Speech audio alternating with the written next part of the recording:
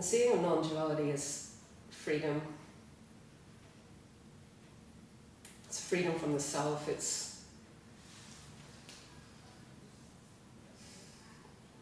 We often end up seeking because life is hard, and for some of us we look for a sense of purpose, some sort of meaning in life, and for some of us death anxiety, which is often unconscious, is just so conscious with us that life is actually unbearable. So maybe we dig deep within ourselves and we read or we find out that there's this seeing, this mystical seeing, this nothing and everything, something that we don't quite understand that grabs us, that resonates with us on some level.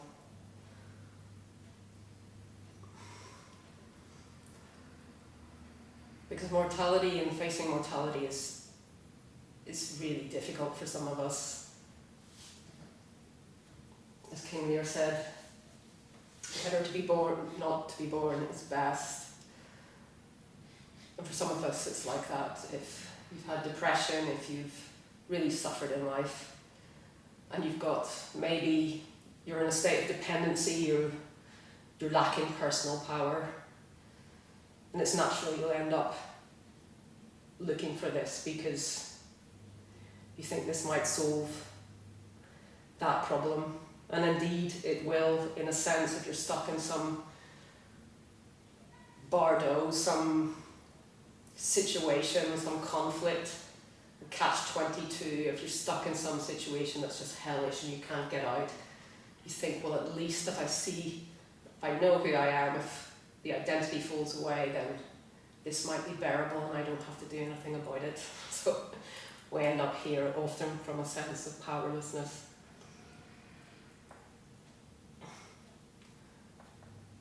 And indeed waking up, yes, we can drift afterwards, we can, very happy drifting, a very absorbed drifting through life, just being, pure beingness, so other than what we expected, that there's no backward glances, there's no,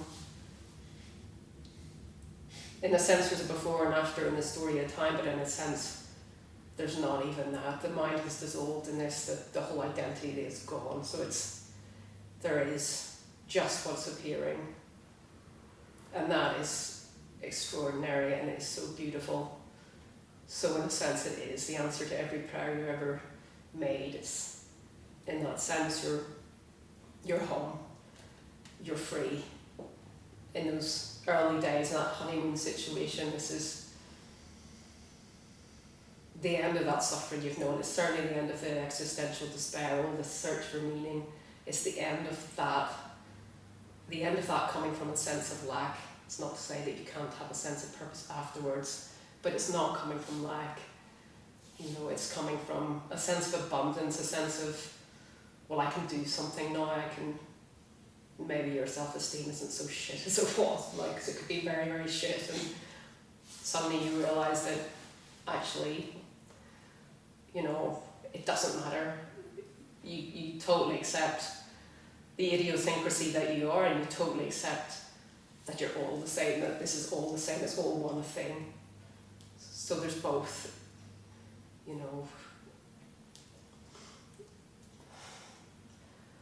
So love heals.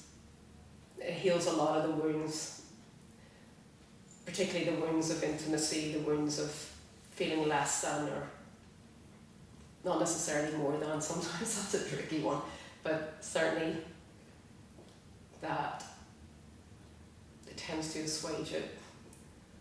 It doesn't fix everything. So you can slide into this very slowly, or it can just be a big bang moment.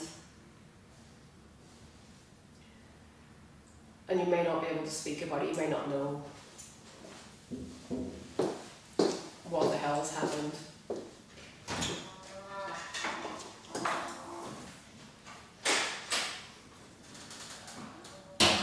you may have been at non-duality meetings, and nevertheless you may not know what the hell has happened.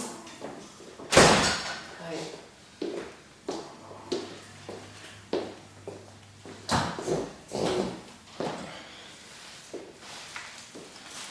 So there's something about talking about this or putting it into words and owning it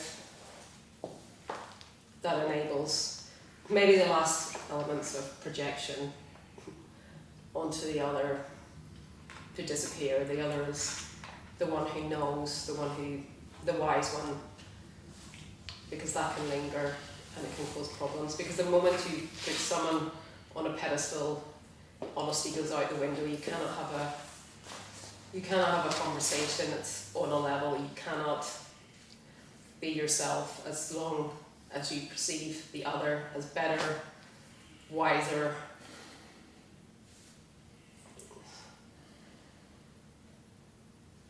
We're stuck in a child situation, child-parent kind of situation where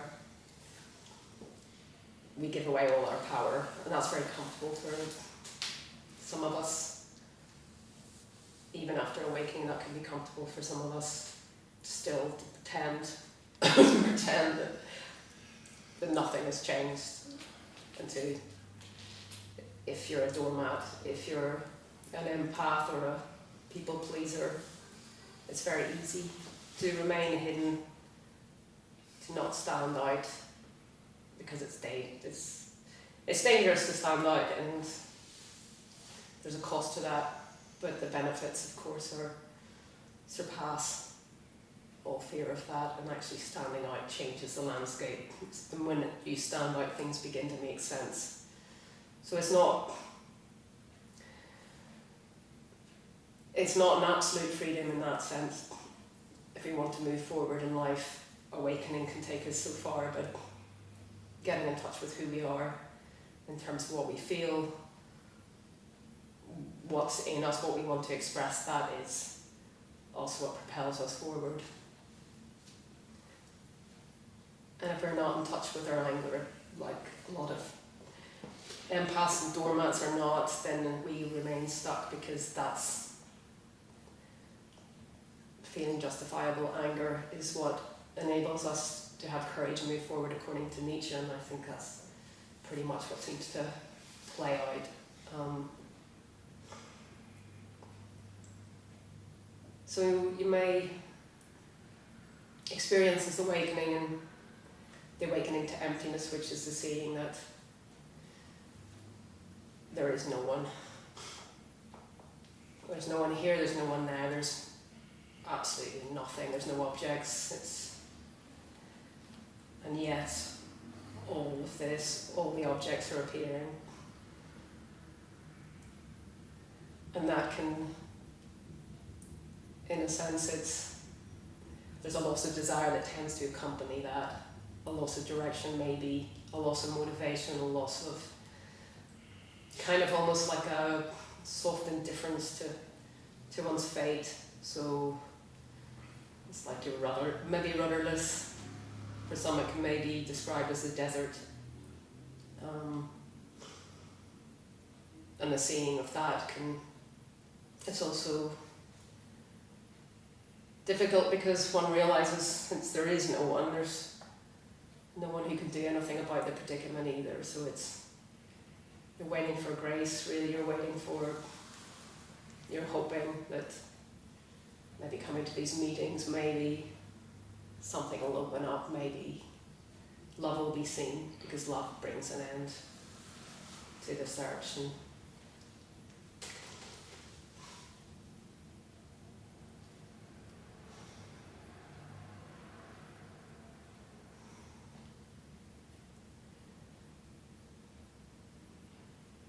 And in seeing love, seeing the stillness and everything, stillness and noise, stillness and movement are the same. The sacred can be seen in that. So perception is amplified and beauty is perceived, not the conditioned beauty that we've been brought up with and conditioned into, but beauty in everything, beauty in every face, beauty in every leaf, every flower, every tree. And there's an absorption in that. There's a wanting to sit and just be with that. So it's a coming to rest. And for a while it may take you away from your usual kind of lifestyle. Maybe there's a desire to be alone, a desire just to sit, because aloneness is natural. That's home, and there's not that need. For others, or for stimulation, there's nothing that could possibly add to this, nothing that could take away from this. It's fulfillment where you are, as you are, in the timeless. So the identity has fallen away from the mind itself, from the thought stream. It can do what it likes. It might have disappeared completely, in which case I would say that's the best case scenario, because it's very nice to be free of that. That's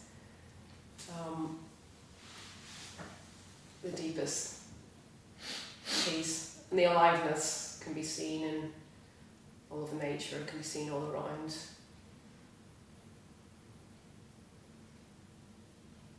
So it's coming home, seeing of nothing and everything. The end of my life, the end of failure and success.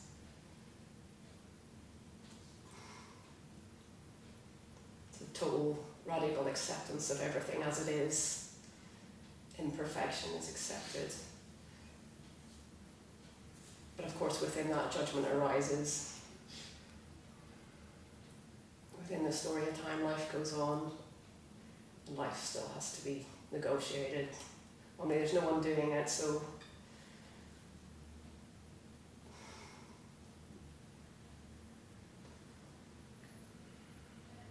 but suffering, which can arise still, it doesn't take root in the same way.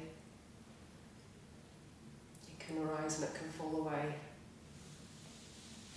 So there's a freedom from that ruminative thought, and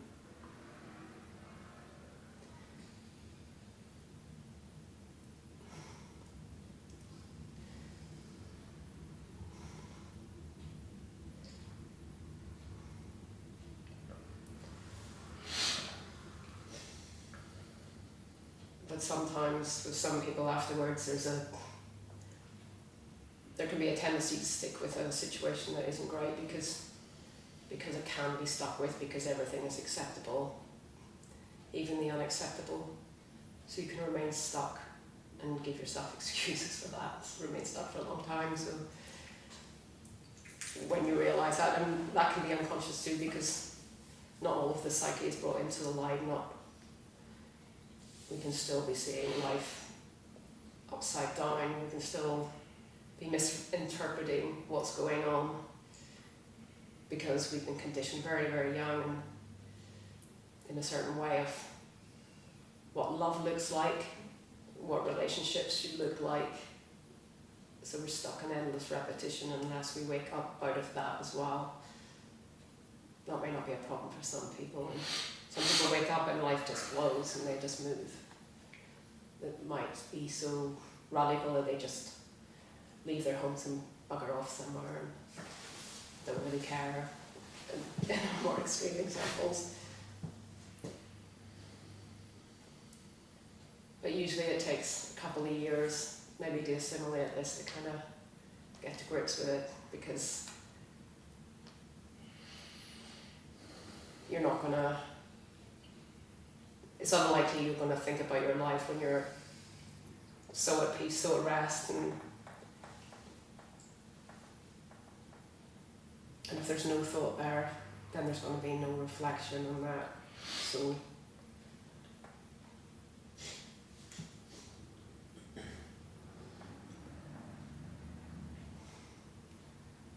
and all beliefs can just be blown away as well. Like if you've been religious, it might just go.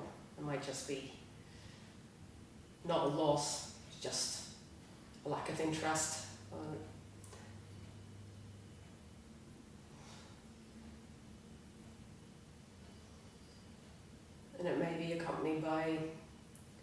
weird and wonderful energetic experiences, which are also can be very transformative as well. So I think I've probably said enough.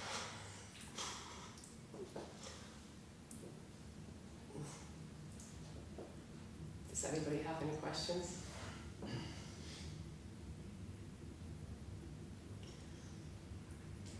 You mentioned the word home. You said it's coming home, or it's a coming home. And when I heard you say that, I thought, can you speak of home?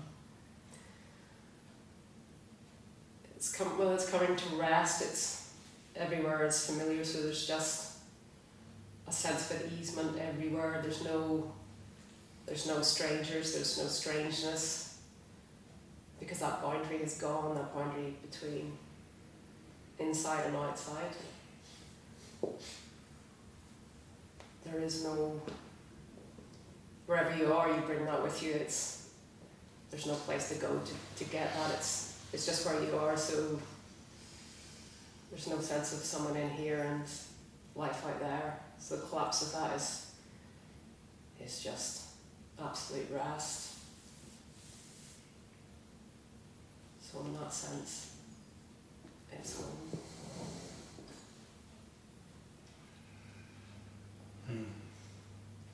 Does that resonate? Yeah, somewhat.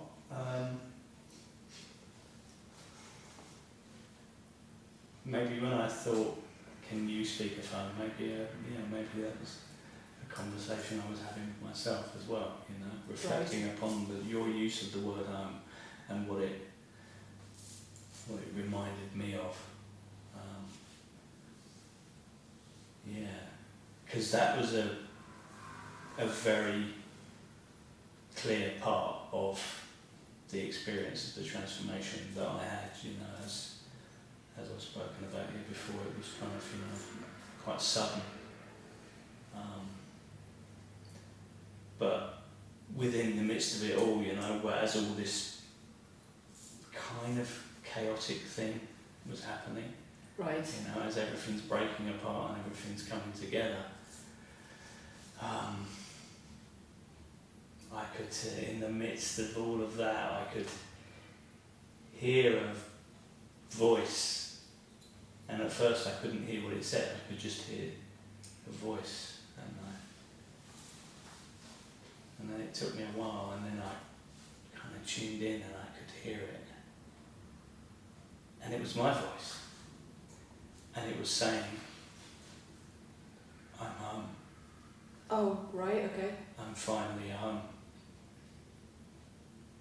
And that was the kind of the linguistic summary of, a fucking massive energetic experience.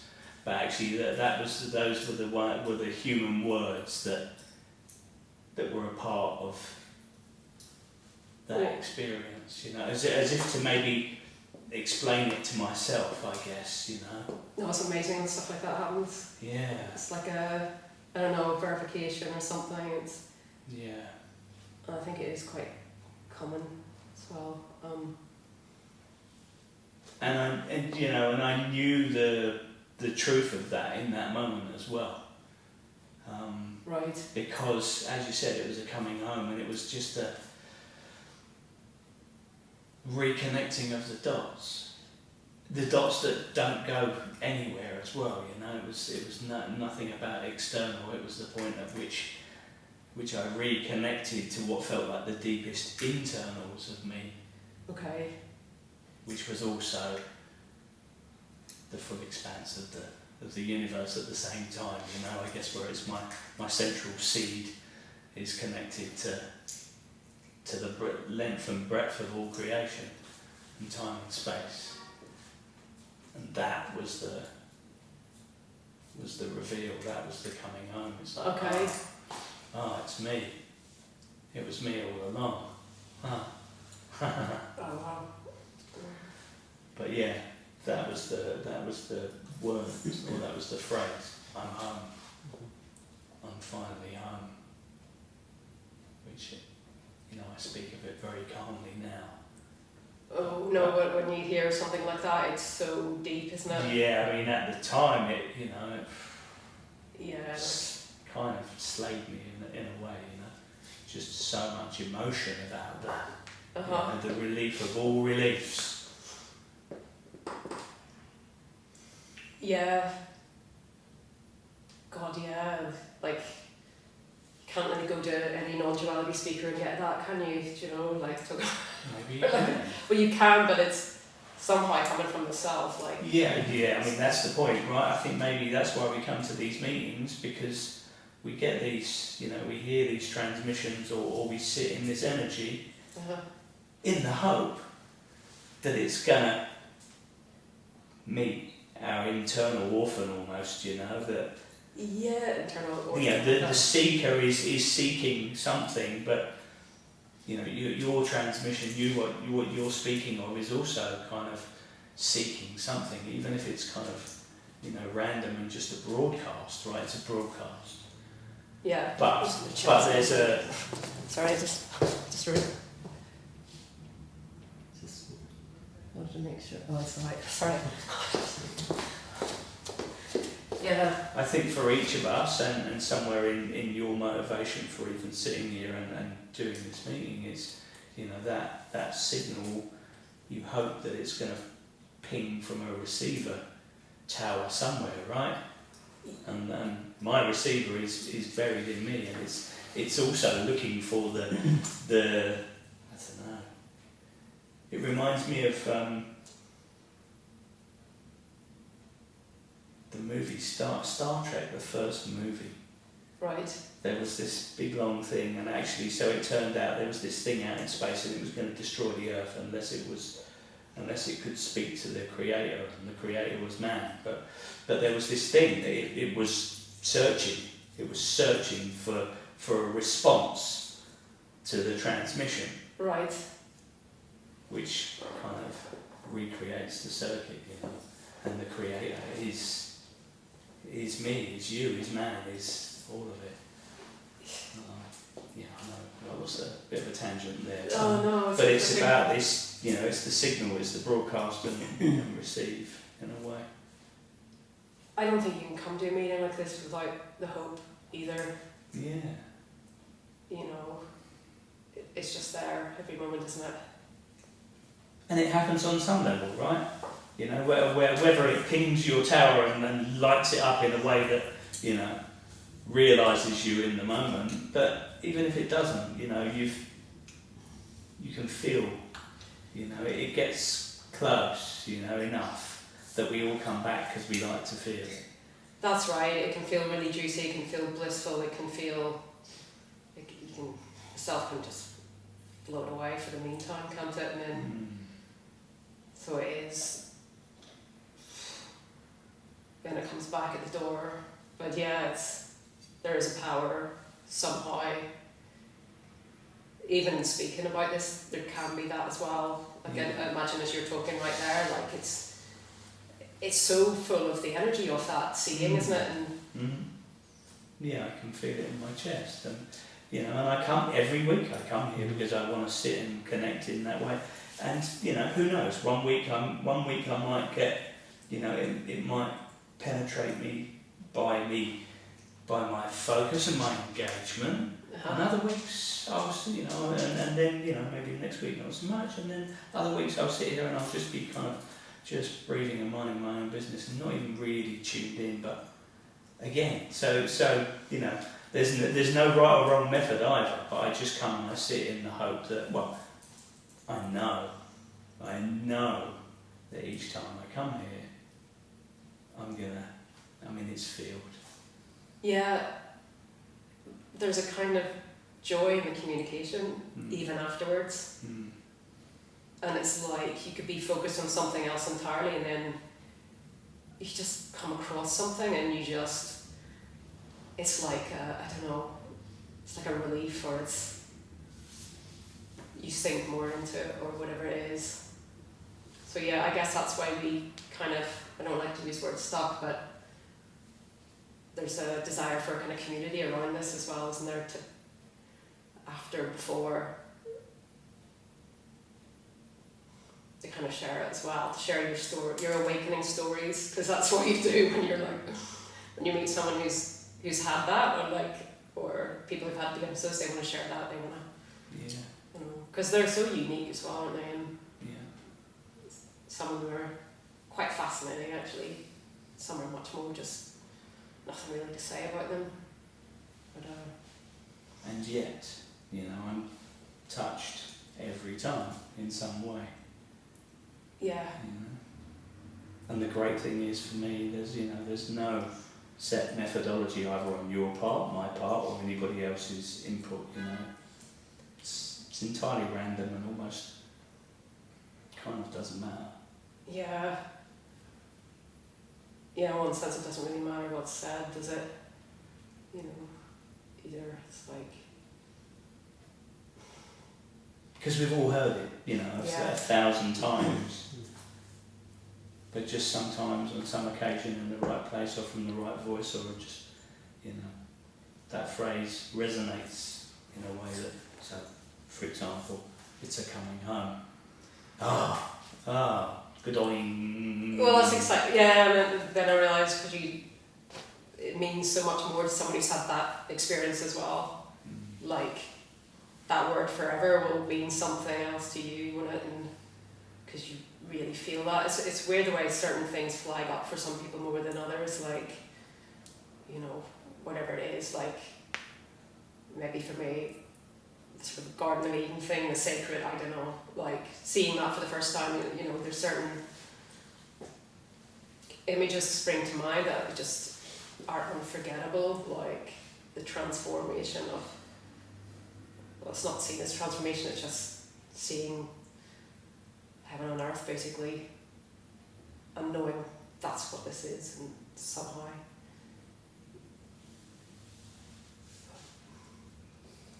But it's not the phrase itself either, it kind of is, but, yeah.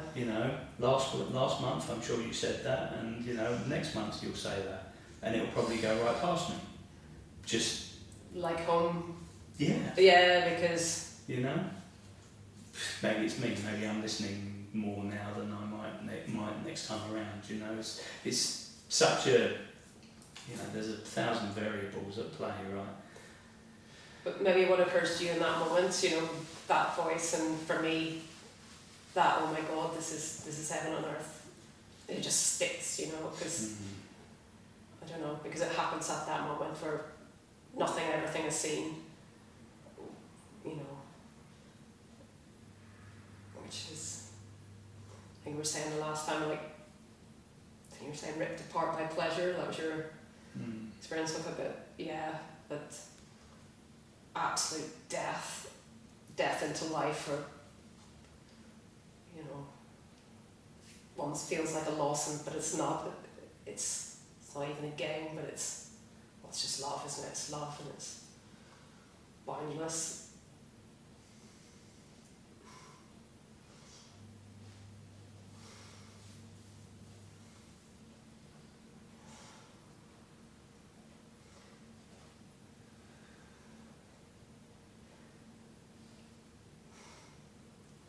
You get some of the inner transformations, the similar stuff can happen to people who are facing death as well, like cancer patients. That transformation of living in the moment, but so there can be a lot of similarity, I suppose, what it does internally, kind of, all the energies kind of coming out of thought, out of future and the past, and kind of just where you are, letting go of trivial shit, at least for a while, and not being so, I don't know, careful, maybe taking more risks, all that sort of thing. But then again, some people have to wake up to that again as well, to realise, what am I doing?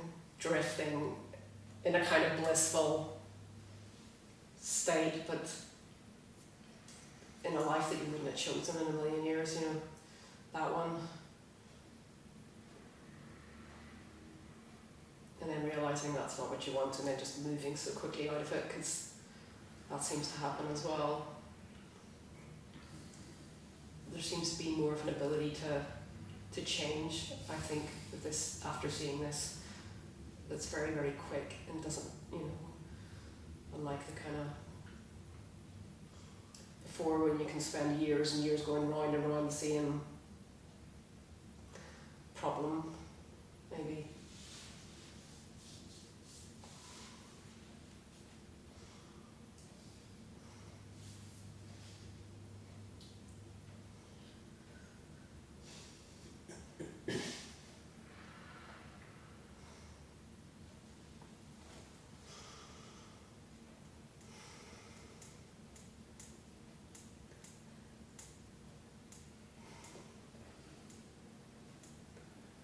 And of course we're all like this as children.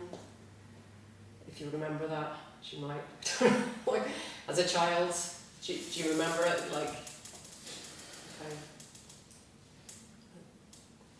I just remember the silence and the absolute peace. And then, I suppose, the suffering kind of coming in. But, well, maybe coming and going, that suffering for a while, but sometimes the utter peace and quietness. It's just funny because it's not something, I think sometimes after the awakening, these things come back, it sparks those memories of like moments where it was known or seen, you know. Because you wouldn't have known what that was maybe. And we all have experiences of no self, but they're very temporary anyway, but we get moments of this.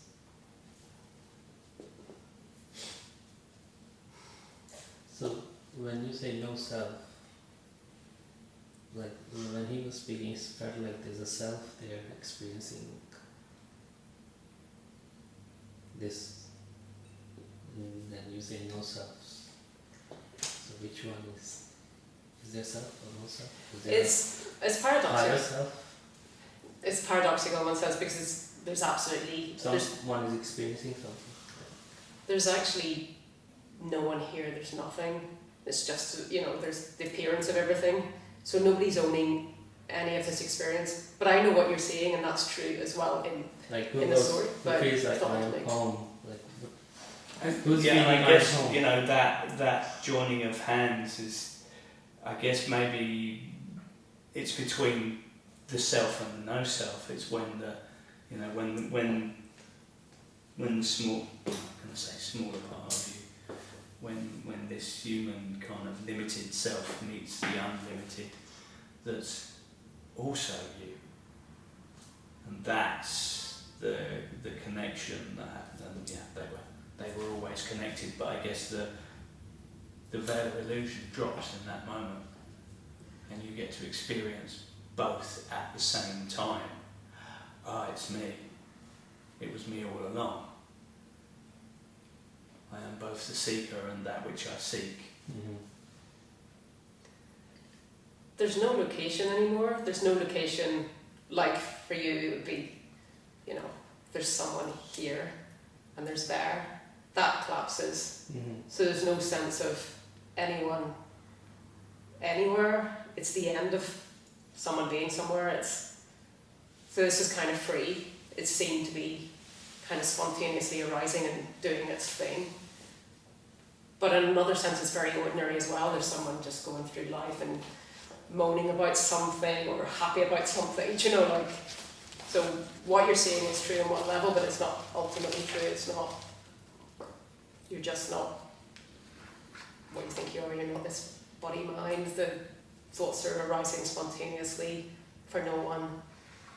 The body itself is felt to be absent. It's a kind of weightlessness. There's no sense of any physicality, or apart from I can feel my feet on the ground, I can feel sitting in the chair, but otherwise it just seems like empty space. and words sometimes coming out of my mouth, sometimes just like no one doing that, no one's. And that can be quite startling when it's, well, not even startling, when it's first seen. Because that was the first thing that occurred to me back when I had the awakening to emptiness. I saw that those thoughts were not who I was. That was the first thing that came to awareness anyway, before the kind of body stuff did. It was like, okay, so that's the way it is. I just thought it wasn't. It's not a pleasant thing or unpleasant thing, but it's just, oh right, that's the way things are, because it's not like. Did the feeling just disappear then? And What? Sorry. The awareness happened. Did the feelings or everything just go, or did you just try to? Yeah, they just. Some kind of space. Well, they just continue, but. But before you said there was awakening, then love happened afterwards. When Yeah. you were just awake, it was like, did all the feelings just disappear, or what's the difference between awakening love to and emptiness? awakening? That was kind of like the awakening to emptiness was kind of loss of desire, loss of just wasn't invested in anything. It was kind of like an emptying out. Nothing really bothered me and nothing really disturbed me, and it was just an equilibrium, but quite dry in some ways. Yeah, so, and also, I mean, yeah, also that, I said this before, but like, the feeling that maybe this is madness, because how could there be, the only thing that made me think maybe it's not madness, because how could there be no self? It wasn't just mental, the fact that the body seemed to have completely, it's gone, there's no body, there's kind of nothing that it didn't seem like something psychological. It was beyond psychology, whereas no mind could be misconstrued as depersonalization or some shit, I don't know, but that's probably not answered your question. It really hasn't answered your question. So everything was still happening, walking, eating, but there was no... Yeah, everything was just still happening, but no one was doing that, and no one really cared about that. There was a kind of almost like a cool indifference to life and to fate and to where I was going, or there was, because normally you're just desire driven, aren't you? And all the habits and what you like, all that kind of collapse, the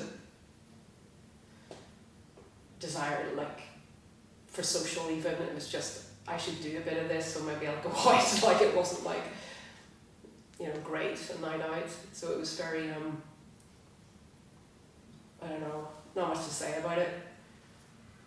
But I didn't know what it was. So it went on for about a year, I think. I have no idea. But I knew something had died. There was a sense of death, that's how I described it. But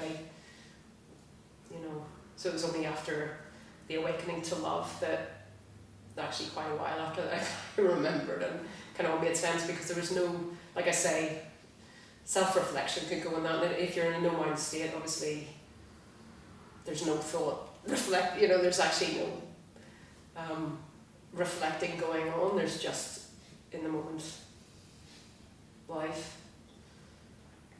So, and who cares about any of that? There wasn't even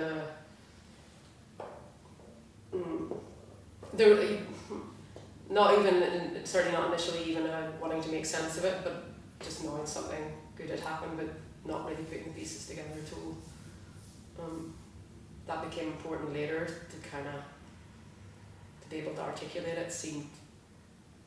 It was actually quite freeing,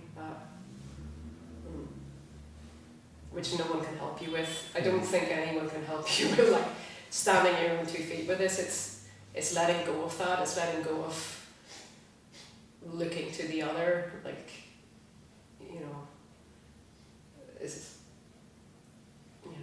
But can we let go? Is it just happens? Yeah, yeah, Or is there a process to let him go? Or Well- is it there may be in the story of, you know, everybody's different, you know, and that's how we speak, isn't it? A process. It was experienced kind of like that. There did seem to be some sort of realization that no one can help me. This is it. I have to figure things out for myself. I have to, you know, decide for myself. Of course, we don't stand alone like that entirely. We're still in these frameworks, even non-duality. You know, it's quite difficult to really stand alone and really. It is and then it isn't, basically. But there's a change that happens once you own something, like when you own anything and it's a felt experience, and that's transformational, just like it is if you suddenly have an insight that's not just intellectual, because that changes nothing. You might realise, like that whole thing, if you're in an abusive relationship, say, you might realise that intellectually it means nothing until it sinks to the heart. Like Jung talks about learning things by heart, so it's learnt by feeling. You know something by feeling it. Otherwise, it's pointless. You can read all the books in the world, you can talk to a million people, but there's going to be no change. So for those of us who are really cut off, the doormats and stuff, who may be cut off, we can be really stuck.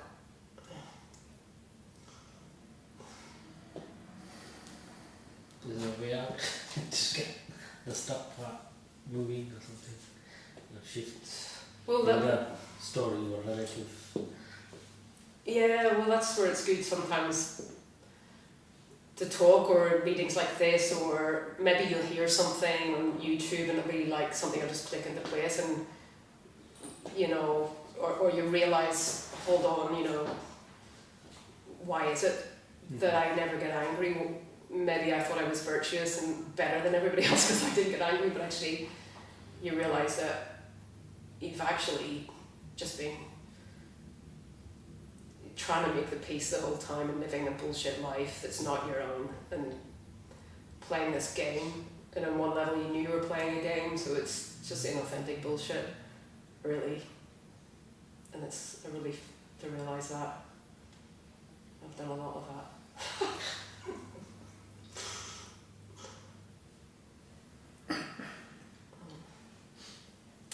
Do you still do those phone calls?